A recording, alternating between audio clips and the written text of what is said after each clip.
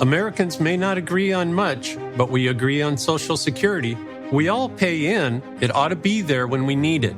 Social Security could face a funding gap in less than a decade, and I don't want to see a pay cut. I'm with AARP in the fight to protect the Social Security we earned. Pledge to protect Social Security at aarp.org/weearnedit. That's aarp.org/weearnedit. Paid for by AARP. Welcome to the program. No Victocrats allowed because we've got a country to save. So let's get her teed up! You want to play what? Say hello to my little friend. What the hell's going on out here? Ooh, that's a bingo. You can't succeed without teeth.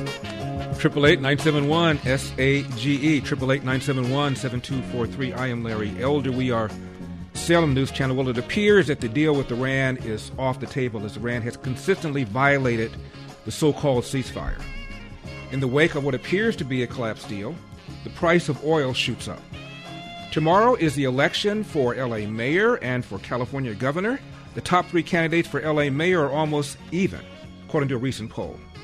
And the latest poll has Javier Becerra slightly ahead of Tom Steyer, the billionaire, who's slightly ahead of Steve Hilton. This opens up the possibility that the race could be between two Democrats. We're going to talk to Sheriff Chad Bianco, who's 4 or 5, depending on the poll, about this possibility and whether he might want to take one for the team and urge his supporters to vote for Steve Hilton. The working class biography of Maine Democrat candidate for Senator Graham Plattner, you know, the one with Nazi tattoo, has been exposed as a complete lie. His parents are rich, he wasn't working class, and he attended not one but 2 private expensive schools. The results of President Trump's annual medical exams show him in excellent health. Sorry, Trump haters. All of this and more, 888-971-SAGE, 888-971-7243. Watching a lot of the newscasts over the weekend, so you don't have to. And the president, of course, is being hammered by Democrats over the war in Iran, a war that some Democrats claim that we're losing, some Democrats claim that we're bogged into it, some Democrats call it a violation of President Trump's campaign promise not to get us into a new war, let alone a forever war. Don't you think what's going on right now in Iran suggests that Trump is right? That this demonic regime should never, ever get a nuclear bomb? They've killed an estimated 30,000, maybe 40,000 of their own people in cold blood. They put women and children around proposed bombing sites.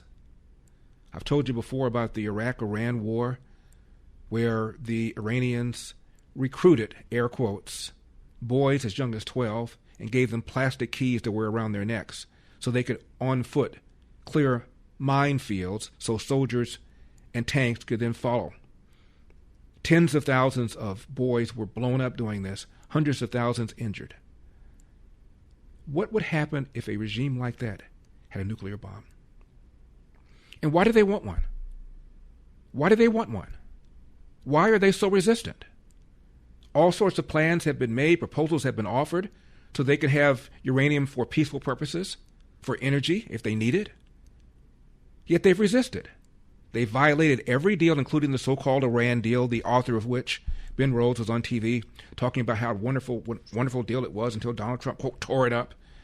A metaphor that's completely wrong. He didn't tear anything up. He withdrew us because they were cheating. He resumed sanctions. Iran stayed in the deal for several years, and then they pulled out so they could continue to blatantly enrich uranium so they can make a bomb. Why do they want a bomb? Do they want a bomb just because they want to make sure nobody bombs them? This regime has been chanting death to America, death to Israel, death to the West for 50 years. They believe that they are compelled by Allah to make the world Islamic. And you don't believe that these people, if they had a bomb, would use it? I find it interesting how people on the left don't like religious people. People on the left are far less likely to believe in God than people on the right. But it's okay. You're perfectly okay with a demonic, theocratic regime believing that they're compelled by Allah to forcibly convert the rest of the world to Islam. and you're okay with them having a bomb, and your disdain and hatred for Donald Trump is so intense, it's clouding your judgment, the rest of the world, the civilized world, should be joining with President Trump, should be aligning with President Trump. Okay, we don't like his personality. We don't like this. We don't like that. But for crying out loud, President Trump has done something that other presidents have ignored. They've kicked the can down the road. He's doing something about this demonic regime that cannot have a nuclear bomb, and we should support him. Our NATO allies should be lining up to say, what can we do to make sure the Strait of Hormuz remains open? What can we do to make sure that this regime does not hold the world hostage by jacking up oil prices? So they're going to jack up oil prices, hold the entire world hostage, but you're perfectly okay with them having a nuclear bomb because, after all, chanting death to America, death to the West doesn't really mean anything. It blows my mind.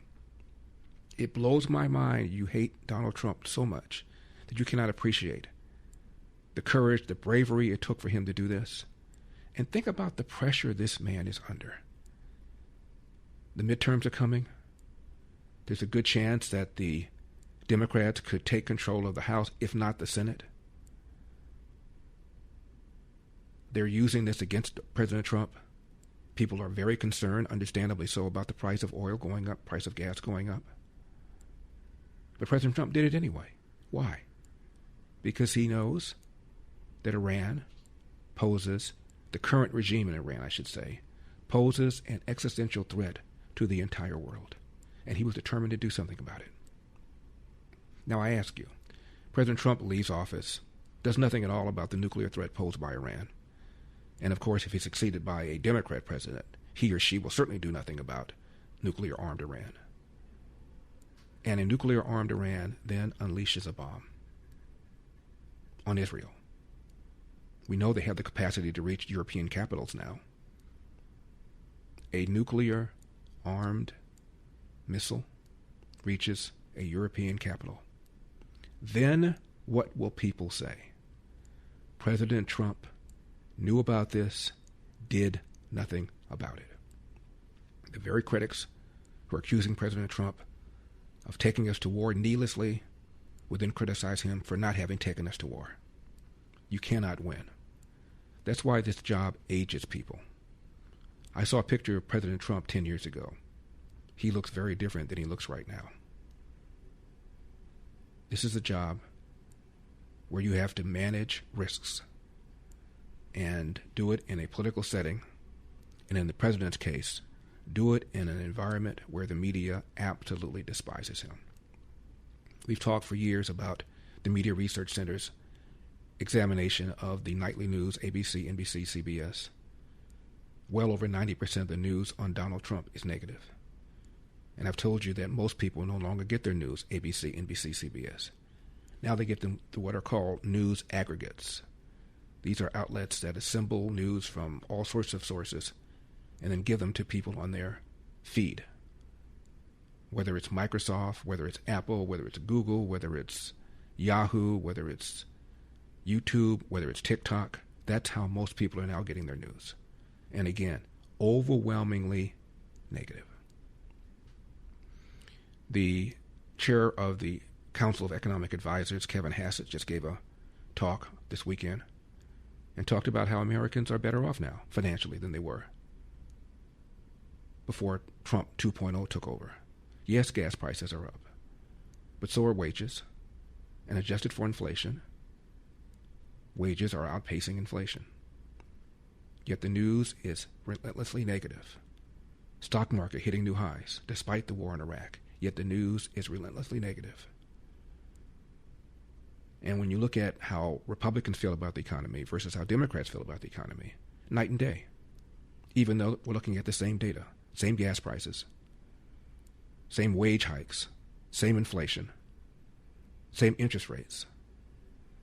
Yet one half the country views this data very differently than does the other half of the country. There's a term for this. It's called Trump derangement syndrome. Right now, they should be interviewing stone cutters to chisel his face on Mount Rushmore. Instead, he's being relentlessly demeaned, referred to as a fascist and a dictator and a Nazi, a popularly elected president who won all 7 swing states, the only other president to win non-consecutive terms was Grover Cleveland, and he was given up for dead. Remember the comment made by Jake Tapper after the 2020 election? To paraphrase President Gerald Ford, our long national nightmare is over. And this man has come back and has retained control of his party to the point where virtually every single candidate he's picked for primaries has won. Yet virtually all the news from the outlets I just mentioned on this man is negative. He closes the border in 30 days, when we were told for 4 years. There's nothing you can do, absent comprehensive immigration reform. Before the war, gas prices 5-year low, yet the news is negative. Trump derangement syndrome. I'm Larry. Parents, the biggest question in education today is how artificial intelligence is shaping the way your student learns. Artificial intelligence is changing education faster than most schools are willing to admit, and many families are rightly concerned. At Patrick Henry College, the goal isn't to outsource thinking to machines, it's to train students to think for themselves. PHC emphasizes a Christian liberal arts education that develops reasoning, writing, speaking, and discernment skills no algorithm can replace. Students learn to engage technology wisely, understanding its capabilities, but also its danger and limitations, rather than becoming dependent on it. In a world increasingly shaped by AI, Patrick Henry College prepares students to lead with wisdom, conviction, and moral clarity. If you want a college that prepares your child to lead in an AI-driven world without losing his or her faith and values, I encourage you to learn more about Patrick Henry College. Visit phc.edu/elder. That's phc.edu/elder. 888-971 SAGE 888-971-7243. I am Larry Elder. We are Salem News Channel. Our final week for the Angel Tree campaign. Summer just around the corner. This is my appeal for you to join my annual Angel Tree Camp Donor Drive. I'm asking for your help. LarryElder.com. You'll see the Angel Tree banner at the very top. Bless a child with a mom or dad in prison by joining my campaign to send prisoners' kids for a week of fun, fresh air, and Christ-centered activities that can literally transform their lives forever. Angel Tree Camp, operated by the nonprofit Prison Fellowship, gives kids enriching new experiences. They interact with caring camp counselors. They make new friends with other children who have a parent behind bars. And most importantly, hear the gospel. Listen to how donations from people like you help transform this child's life.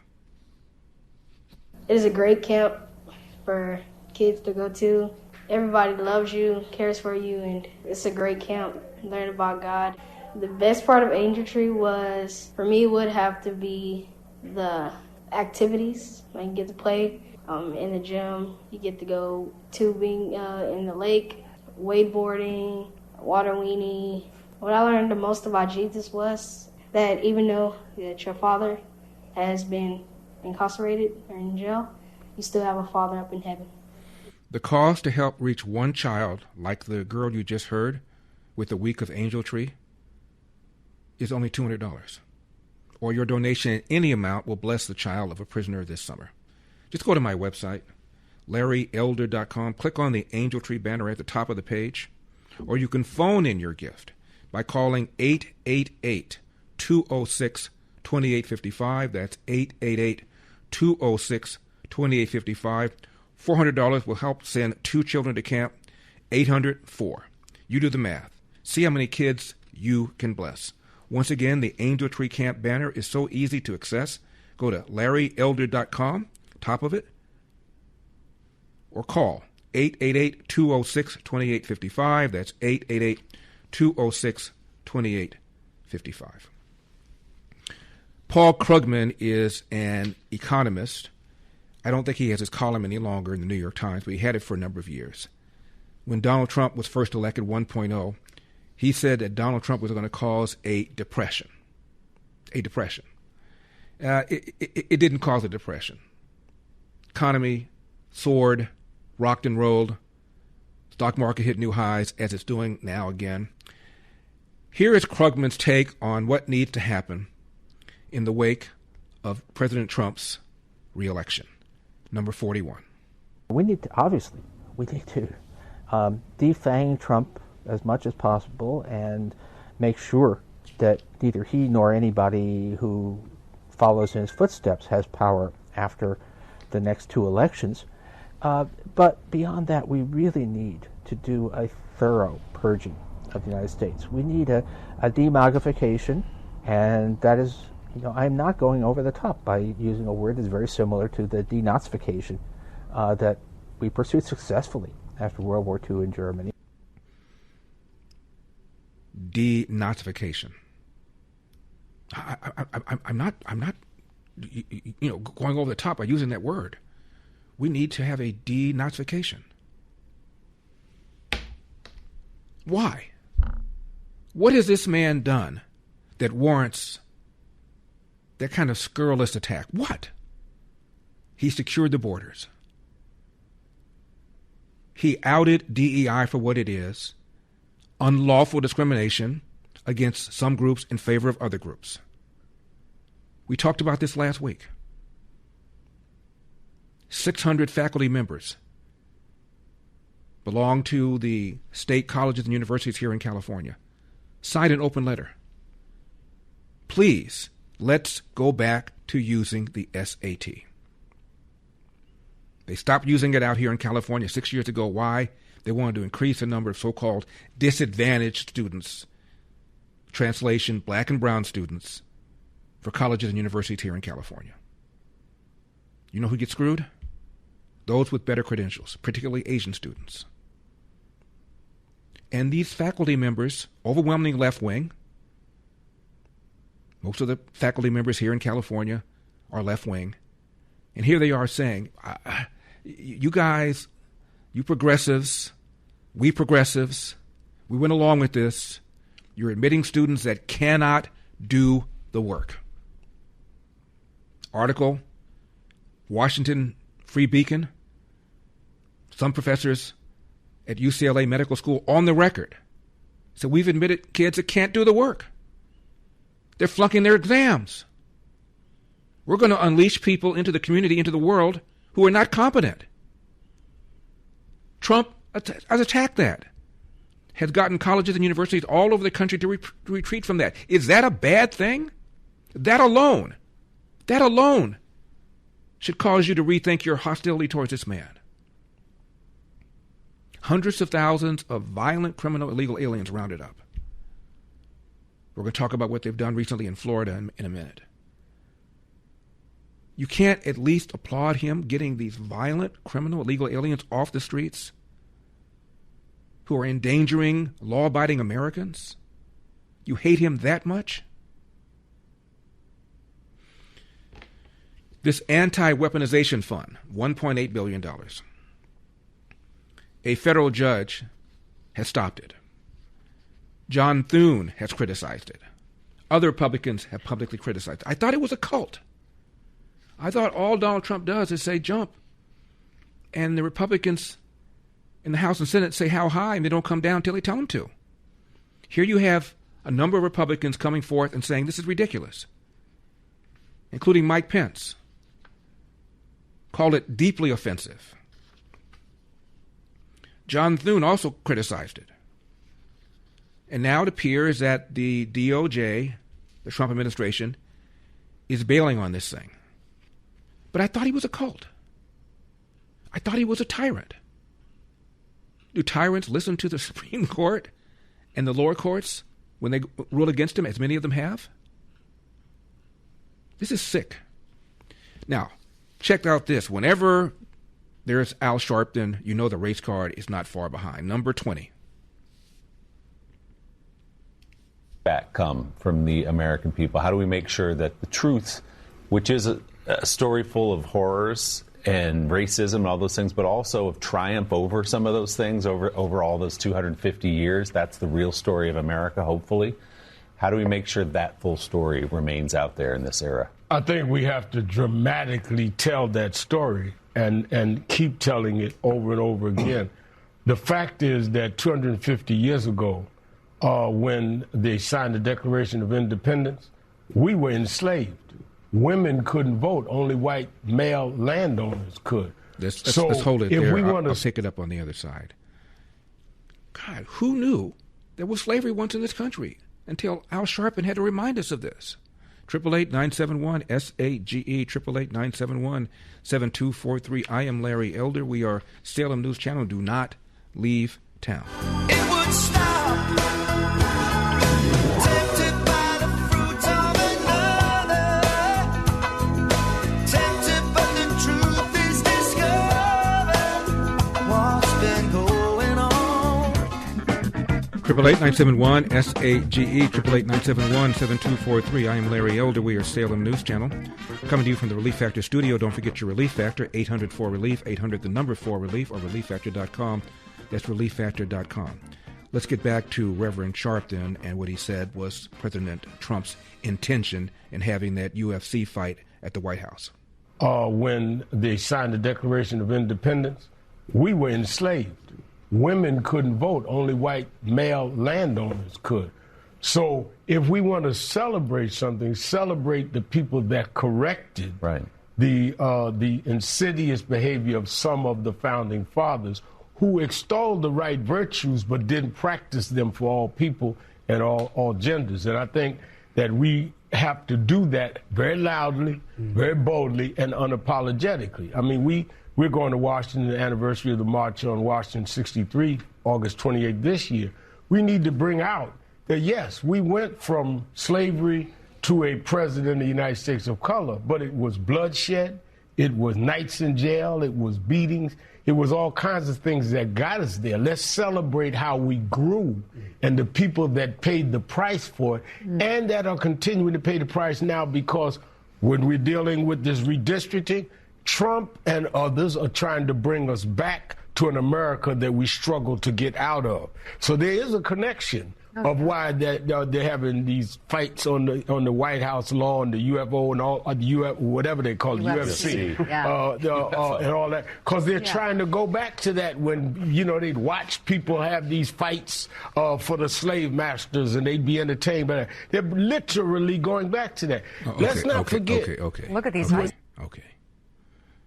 The president has been a fan of boxing and of UFC for years, well before he became a public political figure.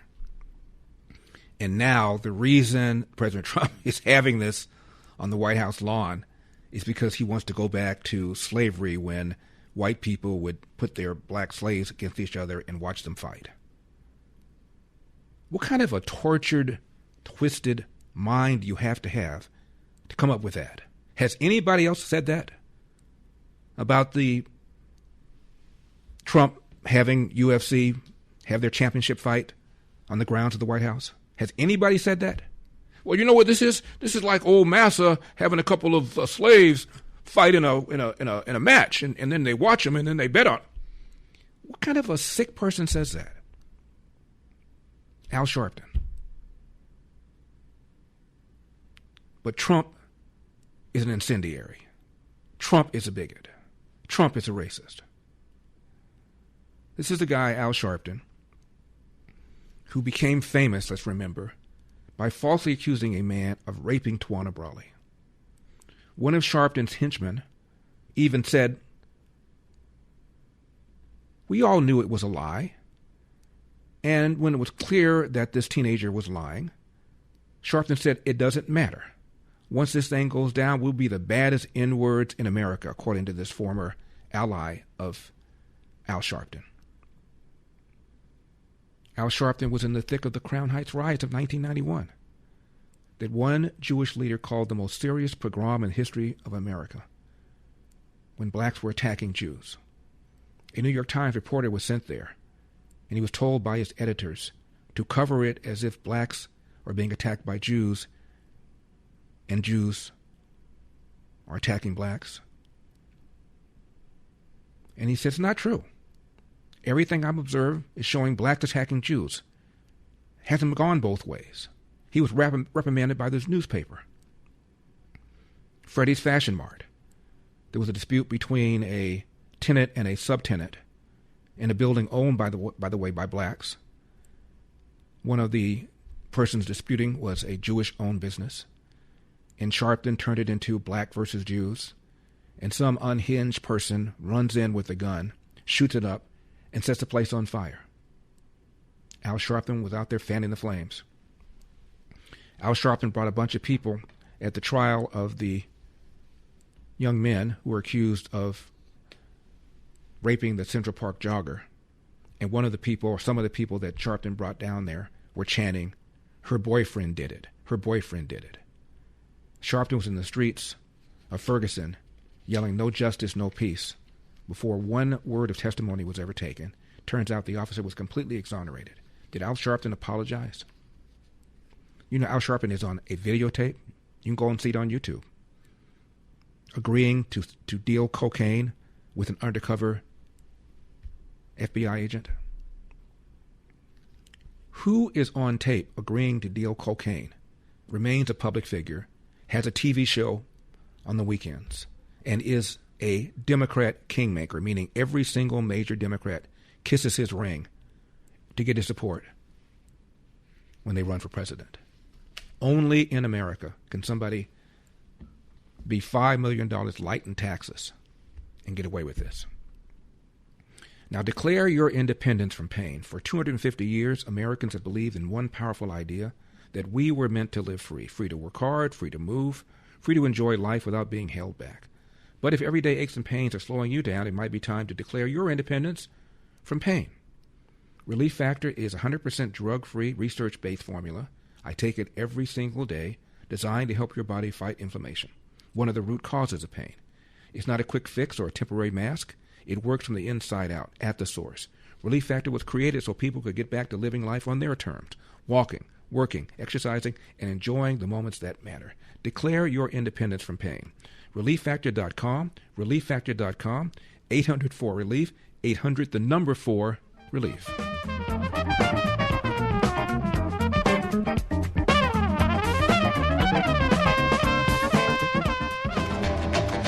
Triple 8-971 SAGE 888-971-7243. I am Larry Elder. We are Salem News Channel. Kevin Hassett is the chair of the Economic Council, advisors to President Trump. Here's what he said about the economy, number 36. The next thing is the incomes, real incomes, are soaring. If you look at real wage data, then the typical American family has gained about $3,000 since President Trump took office, after losing, after inflation, more than $3,000 under Joe Biden. Here's what the Treasury Secretary, Scott Bessent, said, number 9. On the economy, 2 words: resilience and prosperity. The continued resilience of the economy speaks for itself, even during the Iran conflict, and it speaks to the strength of your leadership. Pro-growth policies are creating conditions for American families and businesses to prosper. We're entering the second half of our 250th anniversary year with renewed optimism and momentum. It has never been a better time to be an American, and as you said earlier, we have a record number of Americans working. The economy that you are building is not only strong, but secure and resilient and better positioned to compete globally. Real GDP has risen 2.7% over the past 4 quarters, something that many economists said couldn't be done. In the first quarter of 2026, despite the Iran conflict, GDP grew at a 2% annual rate. The Atlanta Fed GDP now is predicting 4.3% for this quarter. In terms of prices, I believe the prices are transitory. Oil will be lower than pre-conflict levels when this ends. Natural gas is already down, as you mentioned. Drug and pharmaceutical prices, they are plummeting, and rent is down. We are more resilient to energy price fluctuations due to your energy dominance agenda, to regulatory efforts, and we have never sold so much energy to the rest of the world. Business investment rose at a 10.4% annual rate in the first quarter. Capital expenditures and business equipment rose more than 17%, and that is as a result of the tax bill and tariffs. Jobs related to commercial construction, factory construction, are up 90,000 since your inauguration. In the past 2 months, the private sector, as Kelly said, has added 313,000 new jobs, and those are private sector jobs, sir, including 13,000 manufacturing jobs. We have construction jobs. We're building the factories, and those will turn into manufacturing jobs. The stock market has hit new highs. The stock market lives in the future. It is seeing on the other side of this conflict, it is a strong symbol of optimism for the future. Corporate earnings are high, and wages are doing well. For the tax season, we had the best tax filing season in history, which is a victory for Main Street. The average refund was nearly $3,300, 11% increase from last tax filing season, and importantly, 62 million returns had one of your 4 signature policies: no tax on tips, no tax on overtime. They reduced taxes. 85% of our seniors paid no taxes on Social Security, and the deductibility of auto loans for American-made cars. For what I believe is the most important government benefit for young people since the GI Bill, the Trump accounts. The app will be available on all major platforms tomorrow morning, and it will place the American dreams into the palms of the hands of parents and children. Nearly 6 million kids have been signed up for Trump accounts, and they will launch on July 4th, and it will be a great symbol of the 250th anniversary. Main Street prosperity, workers have seen positive wage gains. The unemployment rate remains low at 4.3%, and private sector job growth is strong. So just to reiterate, resilience and prosperity have been the marks of your second term. Sounds like that depression that Paul Krugman was predicting, huh? Kevin Hassett talks about the negative news and why it's so negative. Number 33. Well, look, in the end, people look at their wallets and they decide how to vote. And if they look at their wallets and look at how much money they have after, the increase in prices, they're going to find that they have a lot more money. And the one other thing I could say is that the Consumer Sentiment Index that was cited is a Michigan survey that's extremely partisan. I talked about this on TV last week, that basically when Joe Biden was there, the Democrats in the survey, they were euphoric. Their index was way above 100% during stagflation. Right now, it's the lowest on record, something like 30%. And so when you say that American consumers are really down in the dumps, what it is Democrats are in the dumps. Republicans have actually stayed around 80% on that survey all the way through. Lowest on record consumer sentiment, when during the Biden years we had 9% inflation, averaged 5% over the 4 years. I've said this a million times. Family of 4 at the end of Biden paid $1,100 more for the same goods and services as that family paid at the beginning of Biden. But now consumer sentiment is even lower than during the Biden years. Are you kidding me? Scott Bessett talks about this. Number 32. Another way to phrase it, Maria, though, is many people have said to me, are you surprised that the market's gone up on bad news? And I said, I don't think the news is that bad. I think the news is bad. The quality of the reporting, the anti-Americanism, people are so anti-President Trump, anti this administration, that I have perfectly asymmetrical information, and I know we have sunk the Iranian Navy, their Air Force, the 80-90% of their missile factories they are done in, their launch facilities. I know 50% of the military is not getting paid.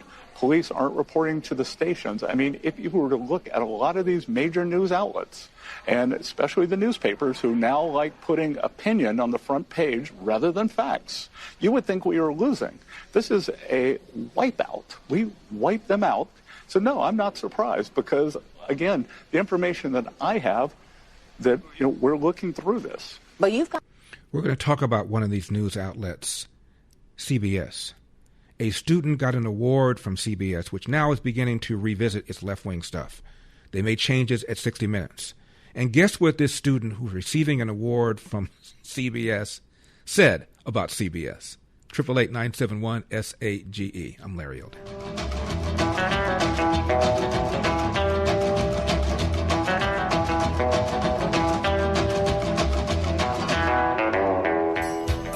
888-971-SAGE, 888-971-7243. I am Larry Elder. We are Salem News Channel. A lot to get to between now and the close of the program. In the third hour, we're going to talk to gubernatorial candidate Chad Bianco, Republican, who in most polls is either fourth or fifth with around 12%, half the percentage that Steve Hilton has.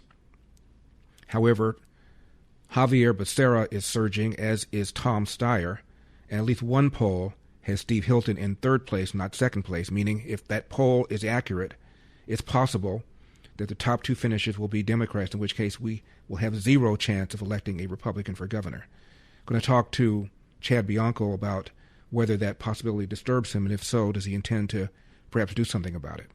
We're also going to be talking about the race for L.A. mayor. One poll shows all three pretty much even.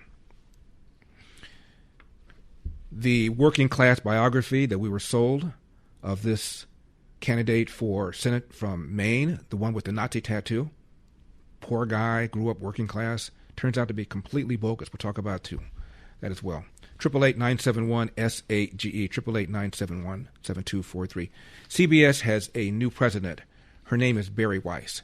She's making some changes, making it less left-wing, criticizing the way 60 Minutes has been doing their coverage, including the way they edited the interview with Kamala Harris to make it sound more coherent.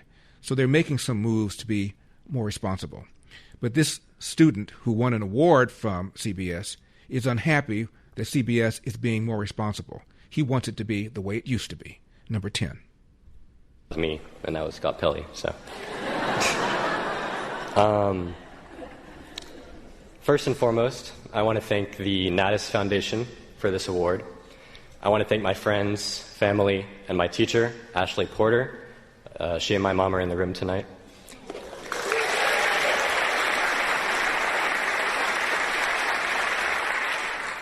I want to thank them for the resources and the support that I wouldn't be here without. And while I want to thank CBS News for funding this generous gift towards my education, I want to also acknowledge how the recent direction of the outlet stains the legacy of Mike Wallace, the namesake of this scholarship. As corporate elites take hold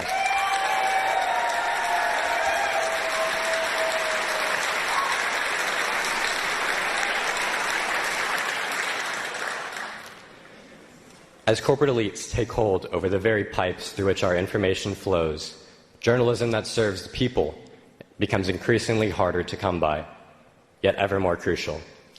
And what the people want is the truth. So if at any time you hesitate to utter the word genocide or remain silent in the face of blatant lies, remember to ask yourself, who is this for? I hope you choose us. Thank you.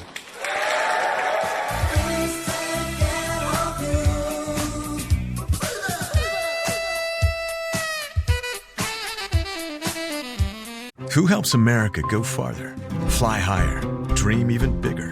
People do. Since 1879, our people have been more than a source of energy. They've been a source of progress. Today, that same progress is helping deliver record U.S. energy production, fueling the workers, the makers, the boundary pushers, and risk takers who spark the breakthroughs that move America forward. Learn more about what our people do at Chevron.com/USA250. So let's get her teed up! You want to play rough? Say hello to my little friend! What the hell's going on out here? Ooh, that's a bingo! You can't succeed without teeth! 888-971-SAGE, 888-971-7243. I am Larry Elder. We are Salem News Channel. Last week we had a couple of very feisty exchanges with the two Davids. He trashed President Trump, called him a liar. I said, give me his biggest lie. He said the biggest lie is that President Trump claims that he won the 2020 election. And I said, do you have any difficulty with the fact that Hillary for 4 years referred to President Trump 1.0 as illegitimate and the election as having been stolen? He had no idea she said that. We played a montage of it. We also talked about Jimmy Carter claiming that the Russians put him there. Former President of the United States, Jimmy Carter. Terry McAuliffe, the former chair of the DNC, said the same thing. Kamala Harris said the same thing. John Lewis, one of the most respected members of Congress, said the same thing. 25% of the Democrat congressional delegation refused to attend President Trump's first inauguration because they assumed the Russians put him there. A greater percentage of Democrats believe there was widespread fraud regarding the 2016 election. The Republicans feel that way about 2020. And I've told you, Jay Johnson, Obama's DHS secretary, testified under oath the Russians tried, but they failed to change a single vote tally, not one. Yet a YouGov poll found 2/3 of Democrats believe the Russians changed vote tallies in order to elect Donald Trump. Again, Jay Johnson, Obama's DHS secretary, testified under oath not a single vote tally was changed. But 2/3 of Democrats believe that vote tallies were in fact changed to elect Donald Trump. Why? Because of this push Russia-Trump collusion nonsense that has bedeviled President Trump his entire time in public office. Listen to this, number 27. The Director of National Intelligence, Tulsi Gabbard, releasing a bombshell report today that shows a conspiracy by a sitting president, Barack Obama, and his intel agencies to sabotage the president-elect, Donald Trump, brainwash the electorate, and undermine the legitimacy of an election. There is irrefutable evidence that detail how President Obama and his national security team directed the creation of an intelligence community assessment that they knew was false. They knew it would promote this contrived narrative that Russia interfered in the 2016 election to help President Trump win, selling it to the American people as though it were true. It wasn't. Gabbard got her hands on a House intel report that's been locked away in a CIA vault for almost a decade. Investigators spent over 2,000 hours looking into how the Russia hoax was born, interviewing 20 CIA and FBI officials. And it turns out that the Obama administration doctored the intelligence to make it look like Putin and Trump stole the election. A month after Trump beat Hillary, Barack Obama wasn't satisfied with his intelligence reporting and ordered his CIA director to create a new assessment of how Russia interfered with the election. This was a highly unusual move. John Brennan handpicked 5 CIA analysts to write the assessment, and they were siloed. None of them knew what the other was doing. And only one analyst was in charge of drafting this report. There was nothing routine about this, and it was a rush job to publish before Trump was sworn in. Nothing was coordinated with the other intelligence agencies either. Basically, this was home cooking for Barack Obama. There were 4 key elements from the assessment that were repeated over and over again and formed the basis of the Russia hoax and the Robert Mueller witch hunt. 1, that Vladimir Putin wanted Donald Trump to win. 2, Putin took action to help Trump win. 3, the Russians had blackmail on Trump. That was the Steele dossier. And 4, that the Russians tried colluding with the Trump campaign. None of any of this was ever true. There was no reliable intelligence to support any of these allegations. Senior CIA officials repeatedly refused to traffic in these allegations, but they were repeatedly overruled by CIA Director Brennan and FBI Director Comey, who insisted that they be pushed, even without verifiable evidence. The Obama administration cherry-picked the intelligence, lied about their sources, misquoted sources, didn't corroborate their claims, suppressed intelligence that ran counter to their narratives, and even used anonymous internet postings. Rank-and-file CIA admitted what they were doing violated their own tradecraft standards. There was a massive pressure campaign that came right from the top. CIA analysts say they received unusual directives from political appointees, the CIA director, and Obama himself. This is how the Russia hoax was born. Donald Trump knows that the Russians helped him win in 2016. Putin hated Secretary Clinton so much that the flip side of that coin was he had a clear preference for the person running against the person he hated so much. It was Russia in a very systematic way tried to interfere in the election and to try to advance the prospects of Donald Trump being elected. This was such a malicious disinformation campaign perpetrated on the American people that at one point, 60% of Democrats believed the Russians hacked our voting machines to help Trump win the White House. What this report actually shows is that the Russians just wanted to create chaos and undermine Americans' faith in democracy. Solid intelligence suggested that Vladimir Putin didn't care who won. He had no preference. But like most people, expected Hillary to win and had a little docket of compromising dirt on her, dirt that he never released. Now, if Putin wanted Trump to win, why didn't Putin drop the dirt? There were high-level DNC emails that detailed evidence of Hillary's, quote, psycho-emotional problems, uncontrolled fits of anger, aggression, and cheerfulness, and that then Secretary Clinton was allegedly on a daily regimen of heavy tranquilizers. Then CIA Director Brennan and the intelligence community mischaracterized intelligence and relied on dubious substandard sources to create a contrived false narrative that Putin developed a quote-unquote clear preference for Trump. Now, if Clinton was on tranquilizers like the Russians believed, why didn't they leak it to help Trump win? How credible was the information about Hillary Clinton's health? All I have seen is what the Intelligence Committee have reported through their investigation. I think the underlying point there is that we understand from intelligence what Russia said that they had. And the important point here is that if they were trying to influence the election, as President Obama and James Clapper and John Brennan, everybody said they were doing in order to support Donald Trump's election, they would have released the most damning of that information. Obama and his spy chiefs knew that Putin didn't prefer Trump over Hillary, but they cooked the intelligence to make it look like he did. Obama and his intel spies knew that Putin didn't collude with Trump and that he didn't even direct his people to help Trump win. But they put it out there anyway. In a sense, Barack Obama did exactly what Putin wanted, undermined Americans' faith in free and fair elections and caused chaos in our country. Barack Obama, the CIA, and the FBI were the ones doing what our enemy wanted. Do you believe that any of this new information implicates former President Obama in criminal behavior?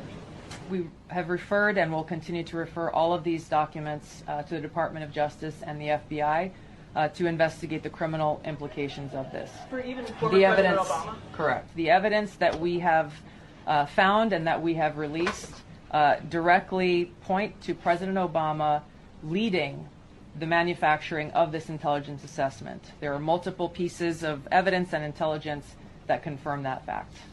Even 2 years later, after the election, Barack Obama was still pushing a hoax he knew wasn't true. And he knew it wasn't true because he helped manufacture it. They're undermining our alliances, cozying up to Russia.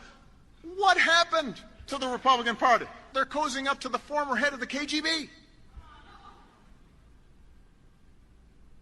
Actively blocking legislation that would defend our elections from Russian attack. What happened?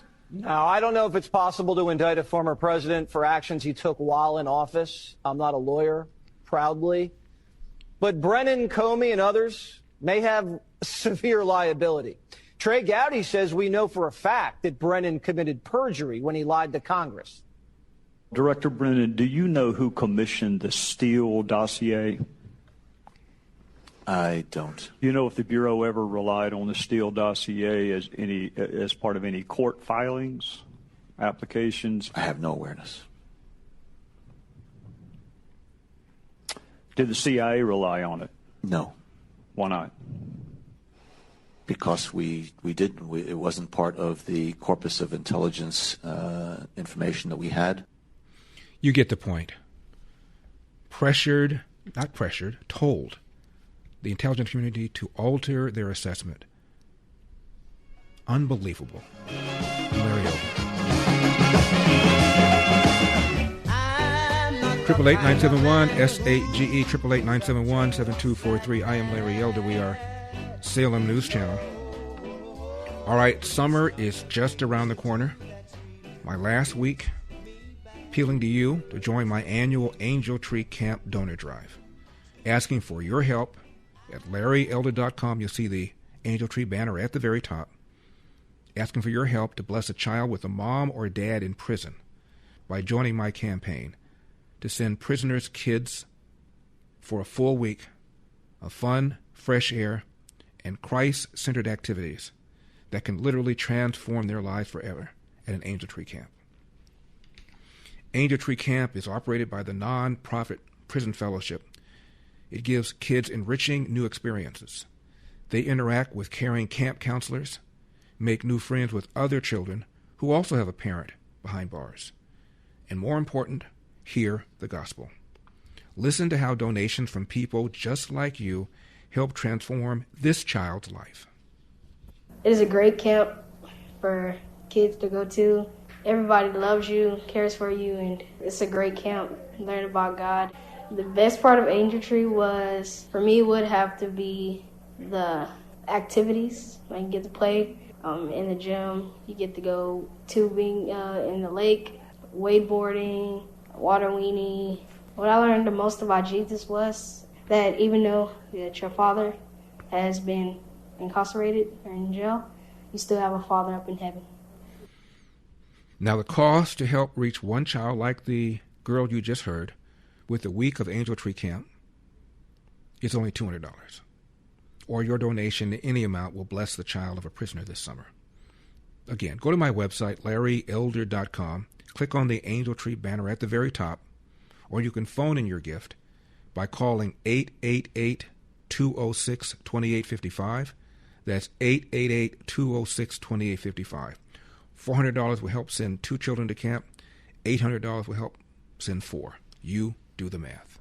See how many kids you can bless. Angel Tree Camp banner at the top of larryelder.com or 888-206-2855. 888-206-2855. Richard is in Moore Park. Richard, you're on the Larry Elder Show. Thank you so much for calling. Yes, thank you very much. Mr. Elder, the professor, the educator of many of us out here, the economy is very, very high on the list of things that people are concerned about right now. There's nothing that's driving the economy in the wrong direction, you might say. If it isn't taxes, then it's got to be the fuel prices. And I know at my age and dealing with automobiles of all sorts and sizes throughout my life is that the engineers have designed these vehicles to run optimally within the speeds designated by our city, county, state governments. That is, for example, on the freeways at 65 in California, as well as probably most all other states in the nation. Mm-hmm. At 65 miles an hour, that's when you're optimizing and being the best fuel economy. Well, if you run it up to 70 miles an hour, you're 5 miles over the speed limit, and you're basically, well, let's take it from an environmentalist standpoint. I am not, but yet from an environmental standpoint, you're squandering, you're wasting our resources, everybody's resources, America's resources by driving even 5 miles over the speed limit. And you could imagine across the nation, as we speak right now, what percentage of Americans are driving some level over the speed limit. I don't care if they're going through a school zone, through the county roads at 50 miles an hour, whatever it is. If we would behave ourselves, if we would just take a moment and think about what we're doing and consuming far more petroleum products, gasoline and diesel, than what we should be consuming. You know the supply and demand rules, right? Mm-hmm. There would be a whole lot more supply out there and less demand on an enormous scale. Everybody, please drive the posted speed limit, no more than the posted speed limit. And believe me, we're going to come out of this thing much, much better. And I think, Mr. Elder, even you see it every day. And many of your listeners see it every day. People driving way, way too fast. Well, how about this? Okay, you drive 5 miles over the speed limit. You're going to get a ticket for driving 5 miles over the speed limit, but you're also going to have an added $100 onto that ticket for squandering America's resources. And those resources here in our country, they belong to all of us. They don't belong to the yahoos out there that are driving 100 miles an hour.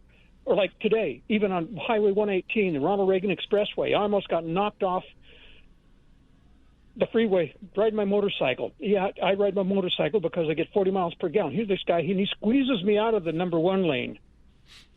And he was well over 90 miles an hour. Well, Richard, I don't understand. Richard, I understand your point, but I will tell you, I drive about a half hour each way to work. I wish I could go 70 miles an hour. I'm in L.A. traffic. I'm lucky if I can get close to the speed limit. But I understand what you're saying. There are obviously other places where you can speed. But my commute to and from work, believe me, it's congested, and nobody's going 65 miles an hour. They need to drive the posted speed limit because that's what their car is designed to drive and get optimal fuel economy. I got your point. Thank you very much for the call. I appreciate it. Dan is in Simi Valley, the freeway we just now talked about. Dan, thank you very much for the call. I appreciate it. Hi, Larry. So I have 4 questions, but I got to reply to the 118 and all the freeways in L.A. Slower traffic moves to the right. We've been dealing with this I'm 67 years old. We've been dealing with this forever. Right. Let's if you want to go slow, do it, but don't impede people that want to pass you. It's called a passing lane, number 1 lane. Stay out of it with your motorcycle going slow. Okay. Now, my question is, my wife and I both voted together, but separate. Okay. Dan, I can't. I can't hear you right now. I get it. No, okay, I just shut my phone off my radio. Am I still on? Okay. Now your question, are you still on? Did you hear my first thing about the driving? I did. I heard that part. Oh, okay, great. Okay, so my wife and I both voted. We live in Simi Valley, but we were redistricted, but I don't know how far that went. But both of us went in. I took my paper ballot, and in front of them, I had them tear it up, or my mail-in, tear it up, and I filled out a new one. I've been voting since Reagan. And my wife took her mail-in ballot and turned it in. Neither one of us got asked for ID. That's what? I could have said my name is Larry Elder. Yeah. And voted. Okay. That's my first question. Yeah. My second point is I'm trying to help my sister who lives on the edge of LA. You're not going to have time to get your second one in, but I believe it is on the ballot for voter ID, an initiative for that. So we'll find out what happens. 888-971-SAGE. I'm Larry Elder.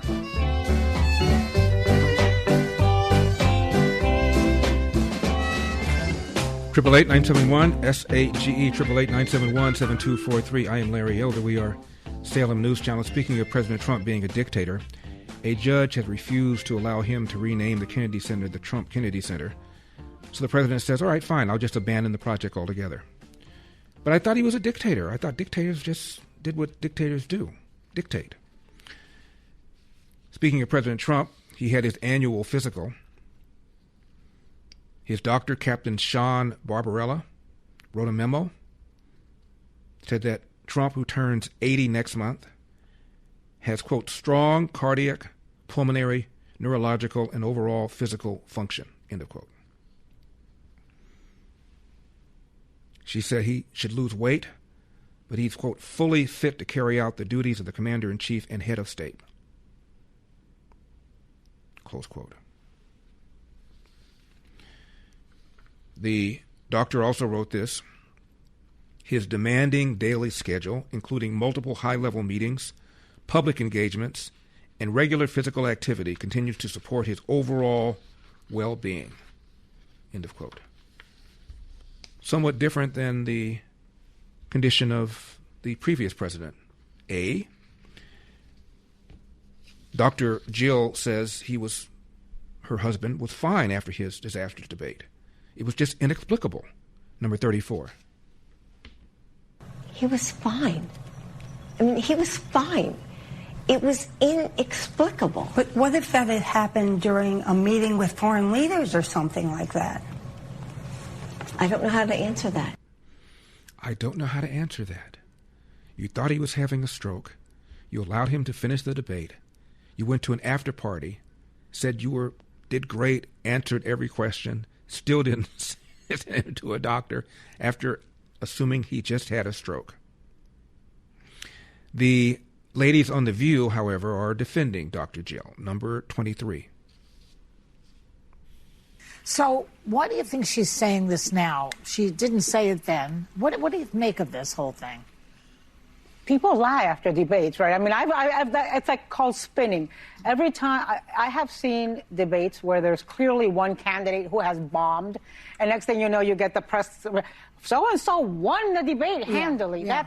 That's happened. She's not going to go out there and say, Joe, you bombed. He was still running for president. What would you have said if you were her?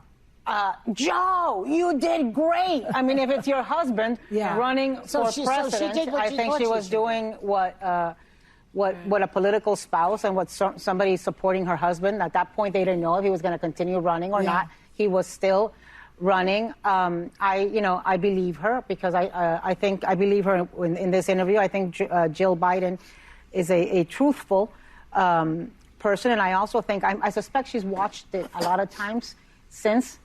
Which is different than watching it in real time when you watch. We just watched it right now, and we both said this is painful to watch. It was painful to watch. So you believe Dr. Jill when she says she thought her husband was having a stroke. But Dr. Jill did nothing about it, allowed him to finish the debate, and then go to another after party, and then go to Waffle House. Still no doctor. On Joe Biden pardoning Hunter, here's what Dr. Jill now says, number 35. President Biden had said that he would never pardon his son. He did. And then he pardoned him. Did you urge the president to think again about that? Well, Joe said in the beginning, I won't pardon Hunter, I won't pardon Hunter. And then... and did you say...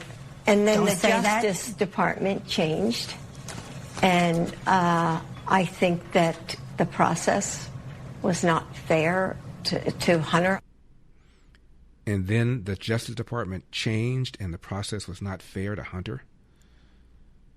Remember on what is now called BS Now, Jen Psaki was praising Biden for saying he would not pardon his son. How ethical. Number 25. As a public servant is what drove him to make clear that the law applies to everyone. His decision not to pardon his son is not an expression of restraint or removal in any way from what his son has gone through and is continuing to go through, but of principle. Because the justice system that convicted his only surviving son is the same justice system he's vowed to protect. And if that doesn't tell you who Joe Biden is, I don't really know what does. Yeah, until he reversed himself and then pardoned his son. If that doesn't tell you who Joe Biden is, I don't know what does. Ro Khanna is a Trump-hating California member of the House. Guess whom he blames for the Palisades fire? Hint, not Karen Bass, not the crazy environmental laws, not failure to put out the fire the week earlier. I'm Larry Elder.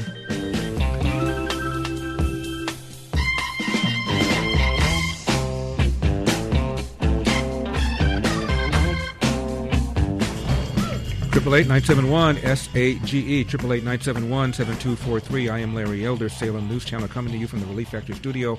Don't forget your Relief Factor, 800-4RELIEF, 800-4RELIEF, or ReliefFactor.com. That's ReliefFactor.com. California Congressman Ro Khanna has his suspicion about the culprit behind the Palisades fire. Number 31. Look, I think that there is was a lot of hurt and anger after the fires. My view is that the blame of that really needs to go on Donald Trump. They still owe the state $50 billion. They have not worked with Mayor Bass or our governor to get the resources needed, and they have really punished California. But understandably, people who still haven't seen their homes rebuilt, who were upset with how that was handled. They are upset with the incumbent. The blame on the failure to rebuild is on Donald Trump, not on the permitting process that homeowners have been complaining about. Donald Trump recommended that they expedite the permitting process. Karen Bass said she would. People I've talked to said that's not happened, but this is President Donald Trump's fault. Of course it is. Speaking of Trump derangement syndrome, the quarterback for the New York Giants, who introduced President Trump at a rally, explained why he did it. Number 21. This was a unique opportunity, being asked and given the opportunity to introduce the President of the United States. My thinking was pretty simple, in the fact of, I've always loved this country. I have extended family members who have fought in wars. I have two uncles who have retired from the Air Force Academy and served themselves.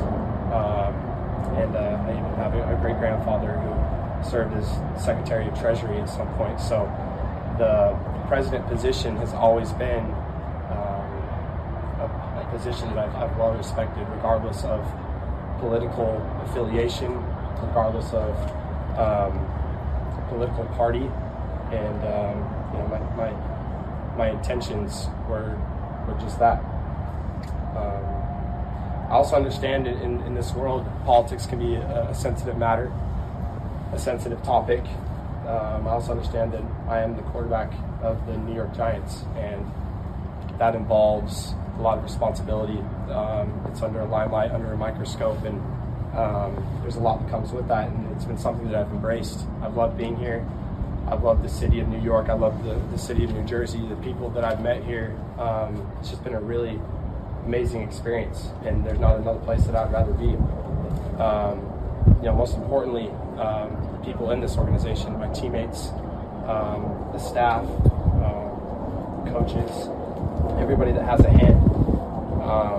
Jose, you name it. I've loved making relationships with them and growing connections, and that's the kind of person that I am. I'm a connector. I love making relationships with people. I love hearing everybody's stories and being somebody who people can rely on to be there for them.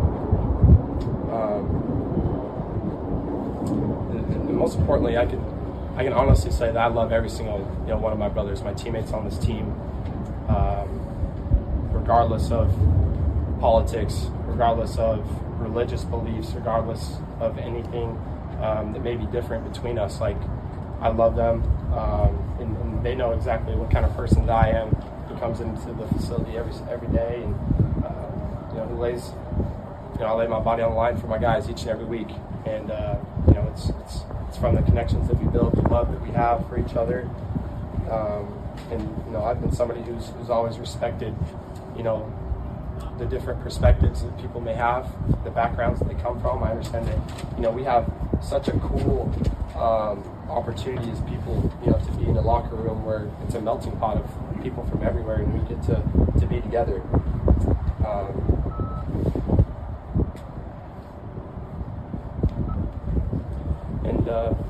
I think that the connections that we build are special because, we're able to have vulnerable conversations. We're able to learn from each other, to support each other, irrespective of the color of our skin.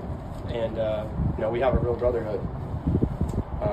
We've had a lot of honest conversations with each other as a team, and I like to keep those things private between me and my teammates, and just everything that's been said.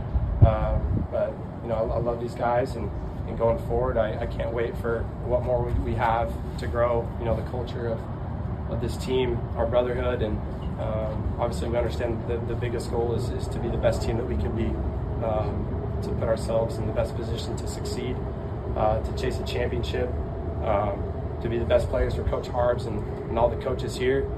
And that's our focus going forward each and every day, and can't wait to continue to do that. Appreciate you guys. Who helps America go farther, fly higher, dream even bigger? People do. Since 1879, our people have been more than a source of energy. They've been a source of progress. Today, that same progress is helping deliver record U.S. energy production, fueling the workers, the makers, the boundary pushers, and risk takers who spark the breakthroughs that move America forward. Learn more about what our people do at chevron.com/USA 250.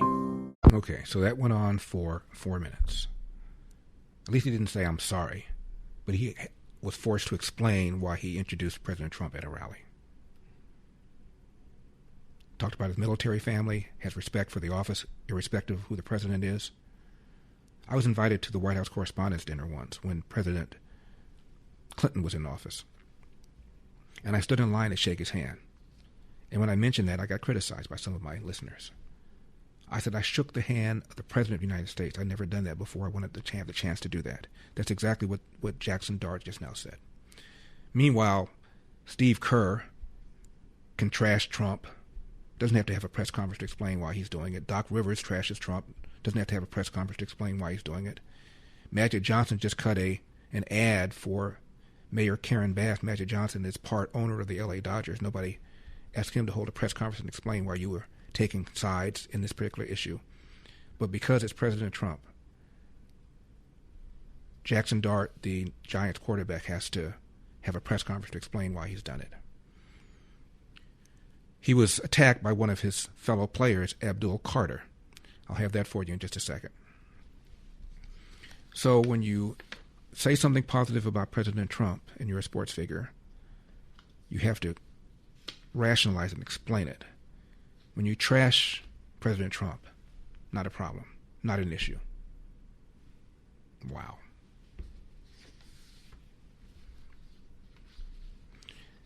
Ever been in a bad relationship? You know, the kind that just wears you down. You settle in, even though deep down you know this isn't how it's supposed to be.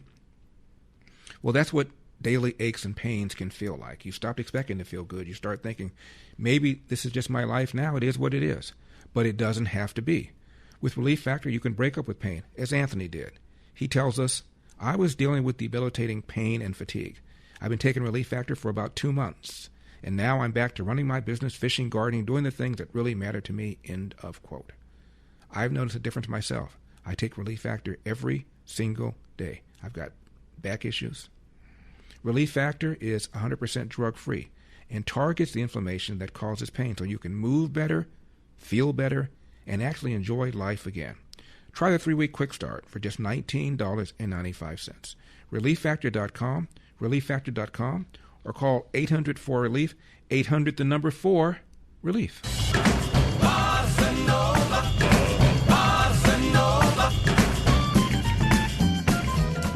888-971-SAGE, 888-971-7243. I am Larry Elder. We are Salem News Channel. Coming up, we're going to talk to Riverside County Sheriff Chad Bianco, one of the candidates for governor. He is running as a Republican. The polls show him either 4th or 5th, and the most recent polls now have Javier Becerra number 1. One poll has Tom Steyer number 2. Another poll has Steve Hilton number 2, but he's not very much apart from Steyer in either poll. So the idea that we're going to have 2 Republicans running against each other is not going to happen. There is, however, a chance there could be 2 Democrats going against each other. And I'm going to ask Chad Bianco about that possibility and if that concerns him, and if he does not think he might want to take one for the team and urge his supporters to rally behind Steve Hilton, so Hilton is at least one of the top 2 finishers. All that coming up, 888-971-SAGE, 888-971-7243. Mark is in Los Angeles. Mark, always nice to hear from you. Thank you so much for calling. Yeah, Larry, let me ask you a question. I know you can't talk for Fox, but let's just talk for you. How come when you talk about the Palisades fire, which I've heard you mention 1 million times on your show, which was a horrible tragedy, killed people and a lot of property, but I would say in comparison, you do talk about the Altadena fire, like 1/10 of that. Same thing on Fox. They rarely talk about it, if at all. Now, that's an interesting question, and your answer would be? My answer would be it's not 1/10. I've talked about both of them, but the reason I'm concerned. No, you talk. So if you're going to call me a liar, Mark, what's the point of having a conversation? I've talked about both of them. The reason that I'm talking about Palisades is because Karen Bass is running for re-election, and it's a big issue in the campaign. That's why I'm talking about this. Why weren't you, even after the fires happened, almost all the time, like I said, I'm giving you the benefit of the doubt, 90% of the time is the Palisades, and very rarely is the Altadena. I've talked about them both, my friend. Well, okay, what percentage-wise, Larry? I really haven't written them down. Perhaps you should take better notes. You should take better notes, and you can enlighten me. But I've talked about both of them. Well, I will. Once again, the Palisades fire is a big issue in the mayoral campaign, which is why it's relevant. Oh, so the Altadena fire is. I didn't say it wasn't relevant, but Karen Bass does not have control over that. That's county. This is city. That's the distinction word. Well, you want the percentage.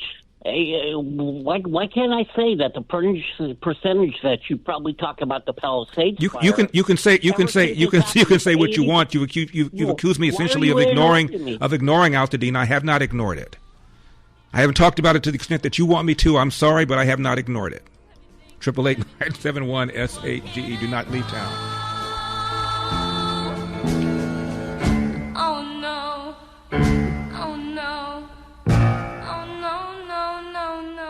So let's get her teed up! You want to play rock? Say hello to my little friend! What the hell's going on out here? Ooh, that's a bingo. You can't succeed without teeth. 888-971-SAGE, 888-971-7243. I am Larry Elder. We are Salem News Channel. We're going to be talking to Sheriff Chad Bianco at the bottom of this hour. So he'll be joining us in about 24 minutes. Stick around for that. Speaking of the mayor's race, Bill Maher and Spencer Pratt discussed homelessness in Los Angeles. Number 40. Drug addict people do not need beds. They need treatment, mandatory treatment. You cannot, I've grown up in LA. I know about addicts. I know about addiction. You cannot give a drug addict a bed and say, here's this bed. You could offer them any bed in the city. They don't want a bed. They want a new high. They want some new fentanyl. They want some new super meth. We need to get these people help to get them sober. Then we get them the beds and the sheltering and the community and the rehab. But this program that's cost $24 billion of our tax money has increased homeless. So that's how I win, because I say, hey, everybody, this isn't working. We all know it, and we're paying for the destruction of our own city. But they can't say it because they won't get reelected, because they're deep in this failure. They would be better off to just say, hey, this didn't work. We're going to pivot. We tried this one, but we have a new plan. But they can't. My opponents will say, we need more beds. We need more beds. These beds cost $100,000 a bed. So I've said this before, and I feel like the conventional wisdom answer to it that I get is that it's for this reason unfeasible, for this reason unfeasible, blah, blah, blah.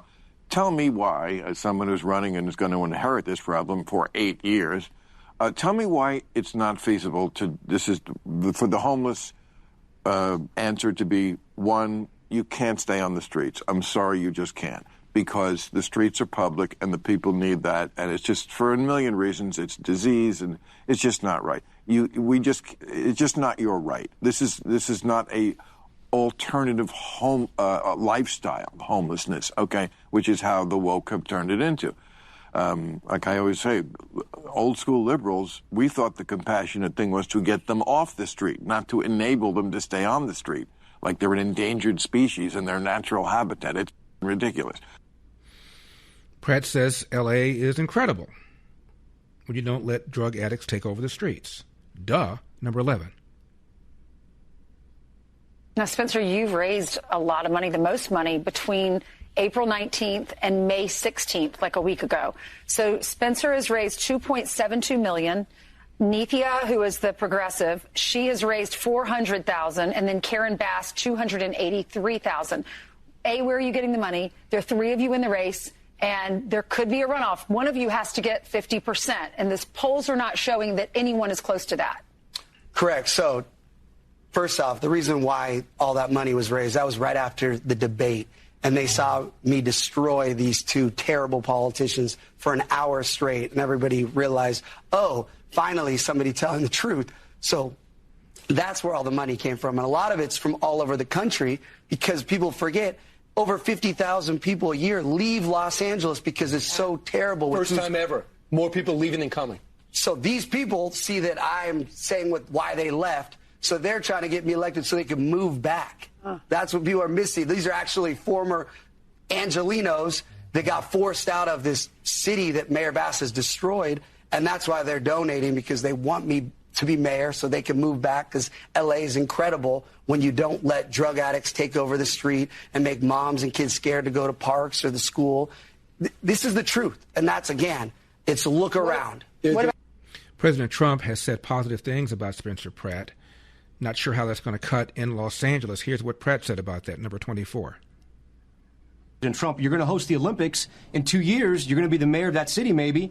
What's your relationship going to be like with President Trump? I'm going to have a relationship with two presidents, and they're going to be the same. I'm going to work with the president the same way I'm going to work with the city council members, or my state reps, or the lieutenant governor, or the new governor. I'm going to work with whoever I need to work with to execute the best for Angelinos, period. Do you want his endorsement? I don't need anyone's endorsement but mothers. That's who's getting me elected. People keep forgetting it's Democratic moms that do not feel safe that are putting me in office in 5 days. Can you explain to me something? Because you're not afraid of anything. You're not afraid of giving your opinion on anything, but you won't give me an opinion on President Trump. And I get it, that his endorsement, his blessing may not be good for you. It likely isn't good for you in L.A. That's your opinion. opinion. If you're fearless, what do you think of President Trump? You're a Republican, right?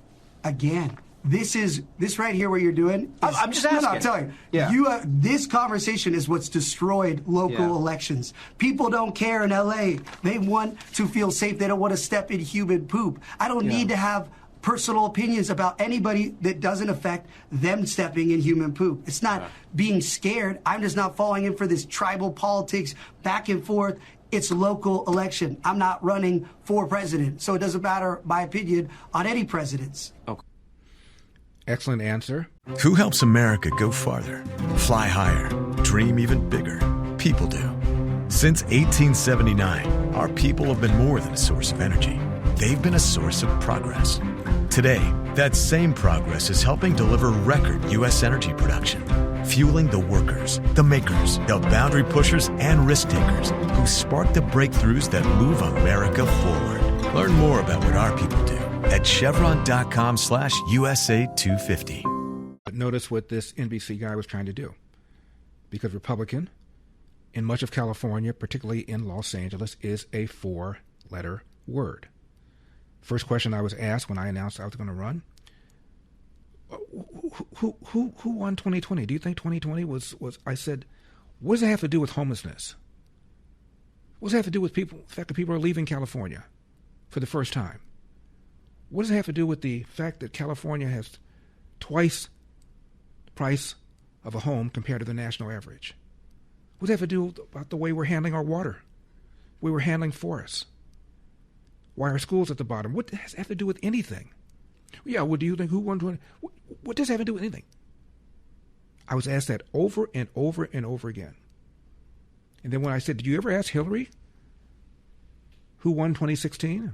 Have you ever interviewed her? Well, I have. Did you ask her? Well, I'm asking you. You're the one running for governor. What explains this popularity of socialism and communism?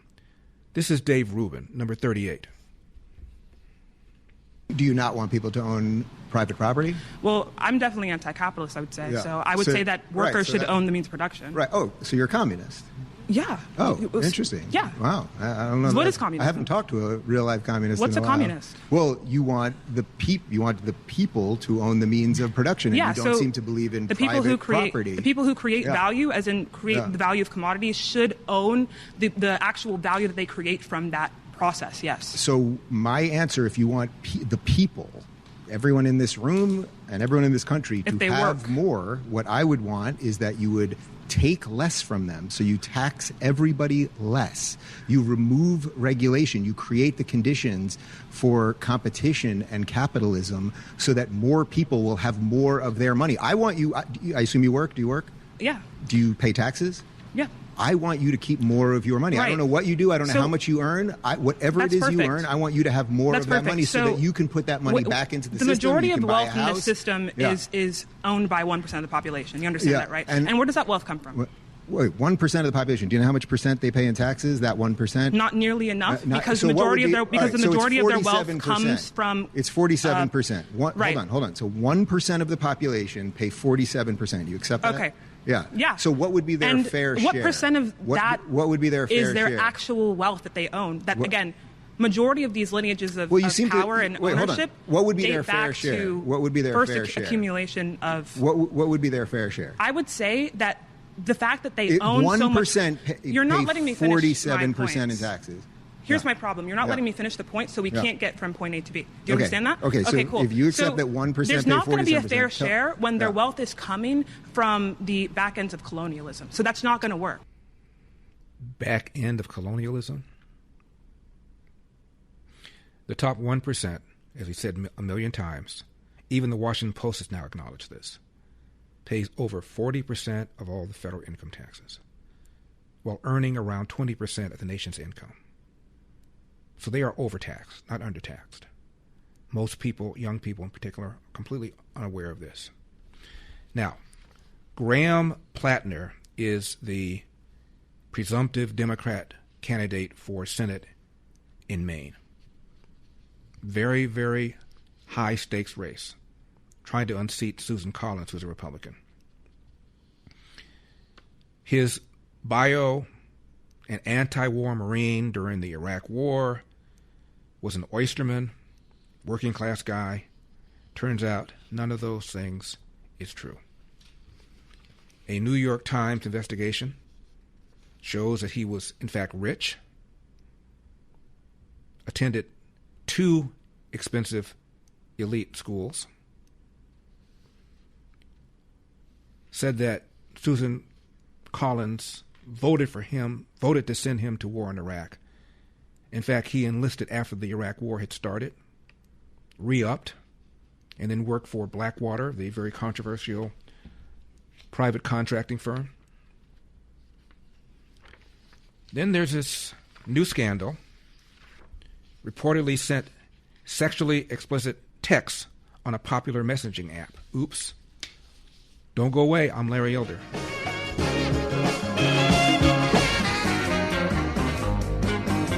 (971-7243). I am Larry Elder. We are Salem News Channel. Summer just around the corner. This is my appeal to you to join my annual Angel Tree Camp donor drive. This is our last week. Asking for your help. LarryElder.com. Bless a child with a mom or dad in prison by joining my campaign to send prisoners, kids, for a week of fun, fresh air, and Christ-centered activities that can literally transform their lives forever. Angel Tree Camp, operated by the nonprofit Prison Fellowship, gives kids enriching new experiences. They interact with caring camp counselors, make new friends with other kids who also have a parent behind bars. And most important, hear the gospel. Listen to how donations from people just like you help transform this child's life. It is a great camp for kids to go to. Everybody loves you, cares for you, and it's a great camp. Learn about God. The best part of Angel Tree was, for me, would have to be the activities. Like you get to play in the gym, you get to go tubing in the lake, wakeboarding, water weenie. What I learned the most about Jesus was that even though that your father has been incarcerated or in jail, you still have a father up in heaven. The cost to help reach one child like the girl you just heard with a week of Angel Tree camping is only $200. Or your donation in any amount will bless the child of a prisoner this summer. Again, go to my website, LarryElder.com. You'll see the Angel Tree banner at the very top. Or you can phone in your gift, 888-206-2855. 888-206-2855. Again, $400 will send 2 kids to camp. $800 will send 4. You can do the math. LarryElder.com, Angel Tree Camp at the very top, or 888-206-2855. That's 888-206-2855. Chip is in Nashville. Chip, you're on the Larry Elder Show. Every night, Trump sends out dozens of... Thank you. Devin is in Orlando. Devin, you're on the Larry Elder Show.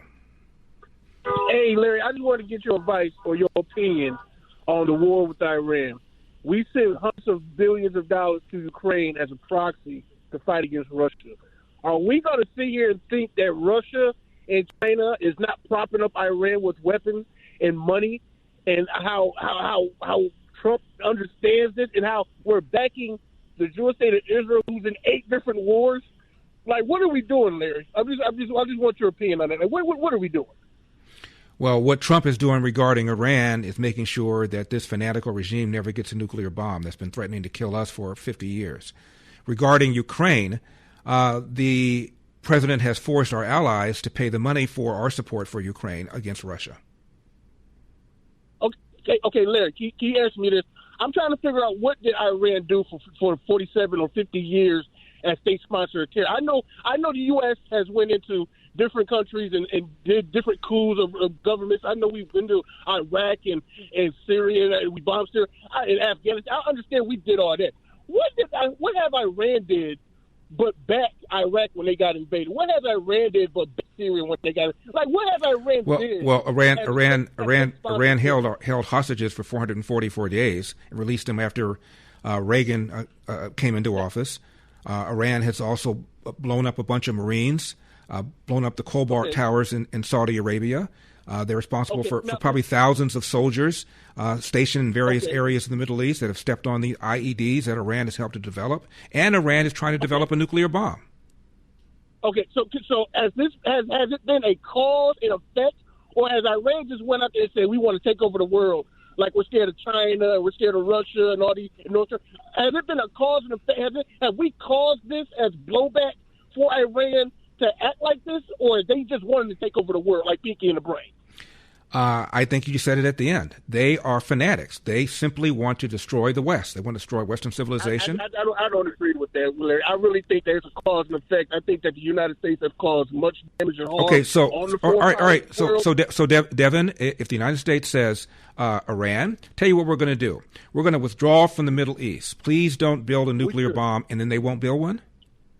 We should withdraw from the Middle East. I've asked you a question. Do you think if President Trump said to Iran, we're sorry for all the things we've done that have made you angry and have made you say death to America, we're going to withdraw from the Middle East, do you think that Iran will then stop the pursuit of his nuclear bomb? Iran's never been in the pursuit of a nuclear bomb. Okay. Well, I don't know what I can say to you. They under the Obama administration, why did the Obama administration enter into a deal with Iran? What was that deal all about? You have to make deals, okay? We don't like the deal. You just now said they weren't pursuing a nuclear bomb. Why did Obama do a deal with them? The Ayatollah Khamenei he said he didn't ever want a nuclear bomb. Okay, they don't want that. We put so much restraint on your economy. They can't build a nuclear bomb. Devin, then why was there a deal made between us and Iran if they weren't trying to build a nuclear bomb? Israel. Why was there an Iran deal? The Jewish state of Israel's been around since 1948, and they got nuclear warheads all over the place in Israel. Persia has been there for thousands of years, and they don't have a damn nuclear.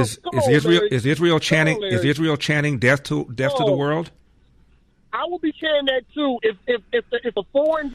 Okay, well, I don't know what Devin. I think we've jumped the shark in our conversation. You don't even believe that Iran is pursuing a nuclear weapon. The Obama administration certainly felt that way, which is why they entered into the Iran deal, which gave them sunset provisions, meaning at some point they could resume their nuclear pursuit. So you're saying that Obama was deluded into believing that Iran was building a nuclear bomb, and therefore they entered into an agreement that really had no purpose. Wow. I think even Trump's enemies believe that Iran is pursuing a nuclear bomb. There may be a difference as to how far away they are from actually having a bomb, But there's no doubt that they are pursuing one, except for you. And based on what you're saying, the logic is that if we just said, we're sorry, we've provoked you, we're going to withdraw from the Middle East, and what will then happen is Iran will then say, okay, well, then we're not going to build a nuclear bomb. No more death to America, no more death to Israel, no more death to the West. You fail to understand the intention of this enemy. President Trump does, which is why I'm happy he's commander-in-chief and not you. Now, regarding the candidate for Senate in Maine, he claimed he went to, he was a working-class guy. Turns out he had wealthy parents, sent him to not one but two private schools, bought his home. He's the one with the Nazi tattoo on his chest. He criticized Senator Collins for, quote, voting to send him to Iraq, close quote, when in fact he volunteered 2 years after the U.S. declared the war because, in his words that he erased from Reddit, quote, I wanted to have an adventure and kill some people, close quote. And apparently he hated the job so much he signed up with Blackwater as a mercenary to go to Afghanistan and presumably kill more people. So this is the anti-war Marine vet. A few holes in his story. Coming up next, Riverside Sheriff Chad Bianco, a candidate for governor as a Republican, and I'm going to ask him about the possibility that there might be two Democrats going against each other. 888-971-SAGE. Do not leave town.